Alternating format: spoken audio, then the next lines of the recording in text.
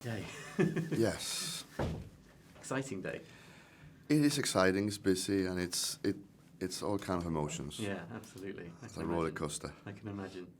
But it's good. I'm happy. Yeah. Okay, lovely. So Pablo, I wonder if I can start by asking, you had made this incredible film, Jackie, and I know that this was a project, this was an idea for this film that was brought to you. Tell me about what struck your interest and why you wanted to tell this story. Well, I just like millions around the world, grew up admiring her and somehow being very curious on why. I keep wondering, why do we all care so much about her? Why are we following her? Why are we also interested on whatever she does, what happens to her? And I was very curious as well why my mom was so into her. As I grew up, she would cut her hair like her, she would dress like her, and she would just follow her.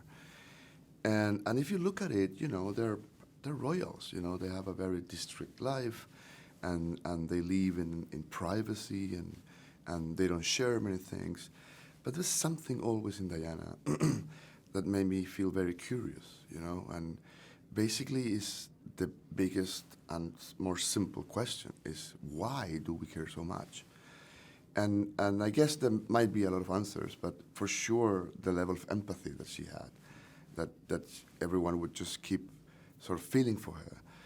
And at the same time, I feel that even though she was obviously in a very particular context, in the aristocracy and in royalty, she had something really natural and beautiful and regular and somehow ordinary.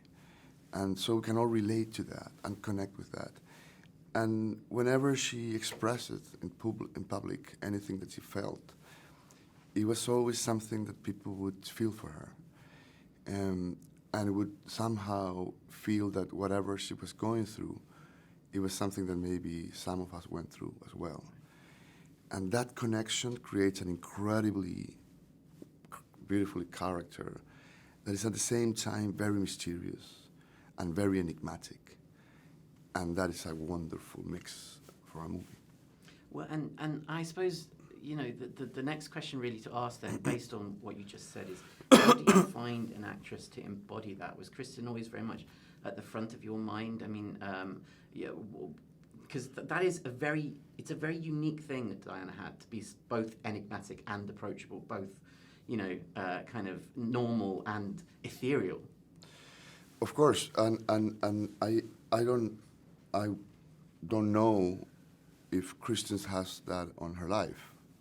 I mean, I do, but it's not what we're doing here. But what I do think is that Kristen has a very particular type of mystery and a very approachable element as well. So what she does is that she creates this bridge of empathy and at the same time some distance, because she's sort of experiencing something that we cannot determine.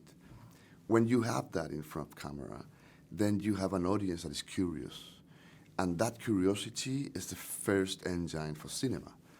That you're seeing someone, but you don't know exactly what's going on, and she has to carry on with it, and she holds it.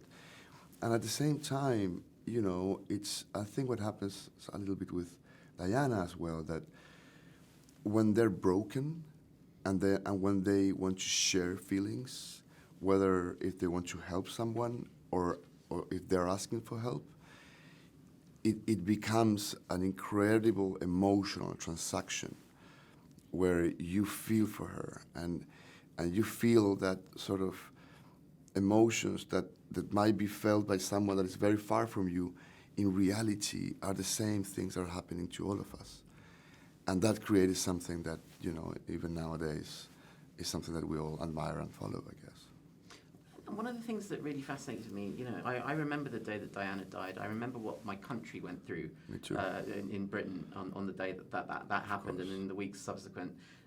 There is an enormous strength of feeling in the UK, as you know, for Diana especially.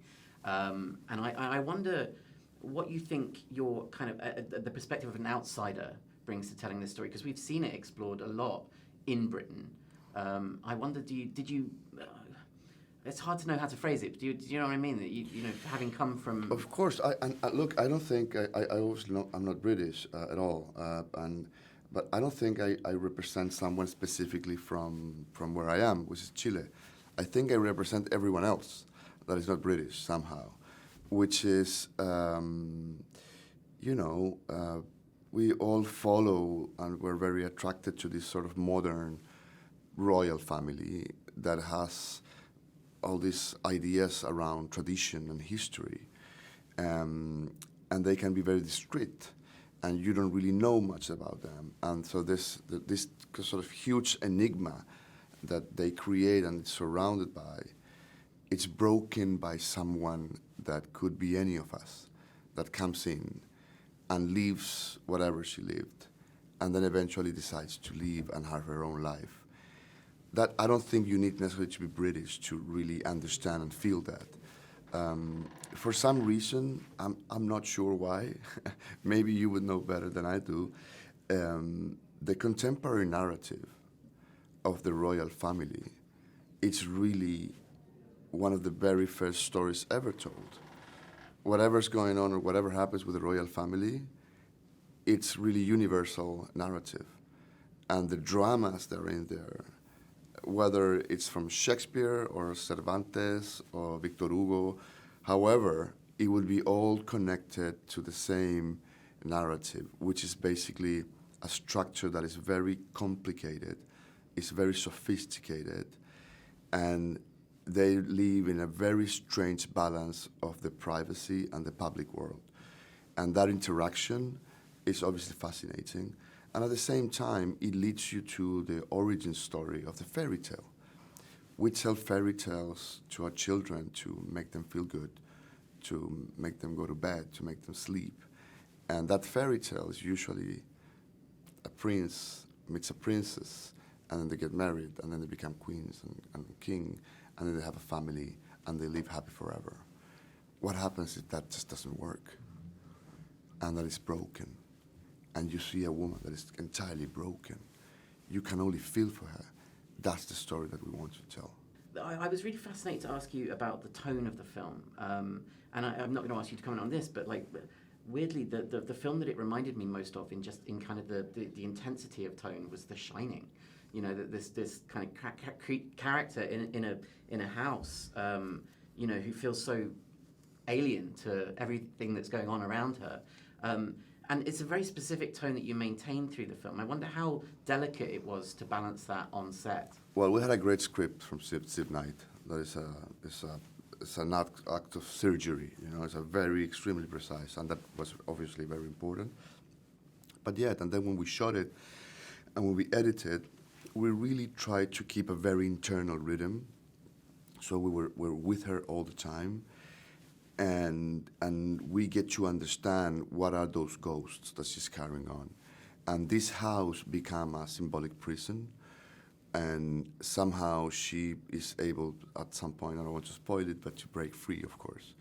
But yeah, all those hallways, the structure, the building, the paintings, the fabrics, the bathrooms, the tiles, the dresses, the colors, the shotguns, the lamps, the snooker table, all those elements are finally ghosts for her, and they become monsters in her own experience.